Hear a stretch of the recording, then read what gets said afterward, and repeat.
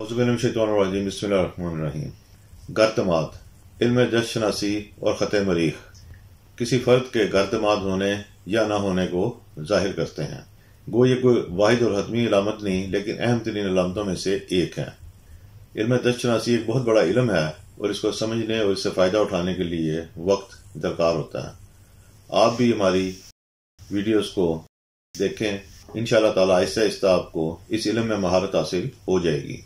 अब आए असल मौजू की तरफ कि ख़त मरीख किस तरह गर्दमाद होने की अलामत को जाहिर करता है। ख़त मरीख दरअसल जिनसी मामलात के साथ, जिस्मानी ताकत के साथ और आदमी के आगे बढ़ने की सलाहियत के साथ ताल्लुक़ रखता है। गुबार ज़ोहरा के ऊपर ये ख़त ज़िंदगी के अंदर की तरफ वाक़या होता है और तस्वीर में भी आपको ये नज़र आ रहा होगा कि इसका असल मुकाम क्या है।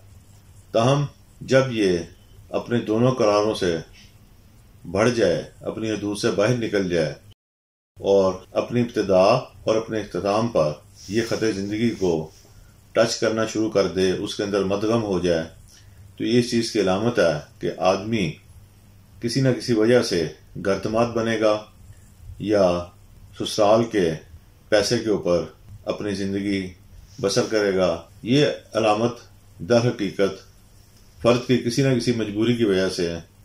ये मजबूरी ये भी हो सकती है कि वो लड़की जो है वो अपनी माँ बाप की वाहिद औलाद हो, या फ़र्द खुद निस्बतन हड हराम हो और ससुराल के माल और दौलत पर अपना वक़्त गुजारना चाहे, या ससुराल वाले खुद उसको अपने पास रखने में दिलचस्पी रखते हों। वजह कुछ भी हो, ये बहरहाल एक गर्दमाद बनने की अलामतों में से एक नुमायाँ अलामत है।